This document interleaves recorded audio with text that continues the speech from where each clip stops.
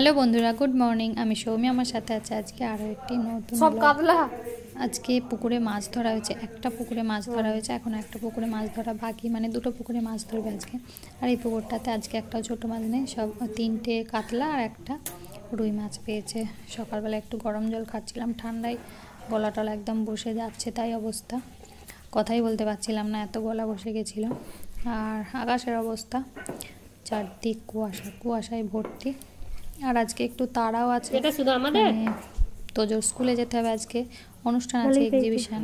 ও তো সকাল সকাল যাওয়ার কথা, কিন্তু ওকে পাঠাইনি এই ঠান্ডার জন্য। দুজনে একসাথে রান্না করে সবারই ভাত টাত একদম রেডি করে দিয়ে এসেছি। আর আমরা আজকে স্কুলেই খাবো। স্কুলে খাওয়া দাওয়ার ব্যবস্থা আছে, 3000 লোকের আইটেম আছে, আর কিছু কম্বল দান করবে এরকম আছে।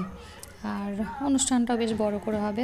যখন ওদের স্কুলটা নতুন, করোনার 2 বছর আগেকার, তো তখন স্কুলের যে মানে স্কুলটা নতুন করে হয়েছে, তার কোনো অনুষ্ঠান হয়নি, সেই জন্যই এক্সিবিশন অনুষ্ঠান সব একসাথেই হবে। আর ওদের যে প্রজেক্টগুলো বানিয়েছিলাম সেগুলো তো বাড়ি থেকে করে নিয়ে গেছিলাম, আর ওরা স্কুলেও বসে ম্যামেদের সাথে বসে কিছু প্রজেক্ট বানিয়েছে, সেই সব এক্সিবিশনগুলো শো করানো হবে। আর এদের এক্সিবিশনটা প্রতি বছরই হয়, আর এই বছর এই অনুষ্ঠানটা নতুন করে হচ্ছে। আর হ্যাঁ, স্কুলের যিনি প্রতিষ্ঠাতা, এই যে শান্তিনাথ বাবু, এনার মায়ের মূর্তি উদ্বোধন হবে, সেই উপলক্ষে অনুষ্ঠান। তো অনেক বড় বড় মানুষ আসছে, কল্যাণী বিশ্ববিদ্যালয়ের অধ্যাপক, এরকম রবীন্দ্রভারতী, এরকম মানে বড় বড় মানুষরা আসছে। আশ্রমের মানে মঠে যারা থাকেন তারা, তো অনেক বড় বড় মানুষ সবাই আসছেন, ডাক্তার, অধ্যাপক, এরকম বড় বড় অনেক মানুষ। আর এখানে চলছে লিটারেচার গ্রুপের এক্সিবিশন।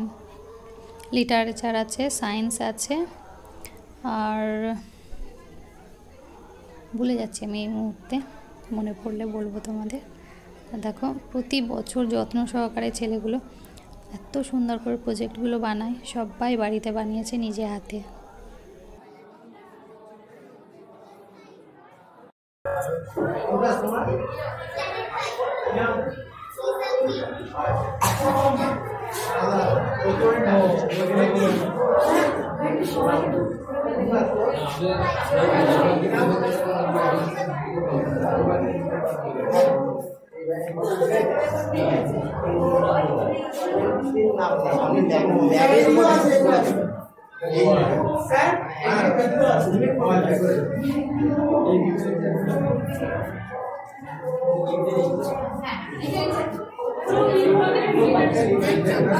বাইরে চলে গেছে না, কাউকে খুঁজে পাওয়া যাচ্ছে না।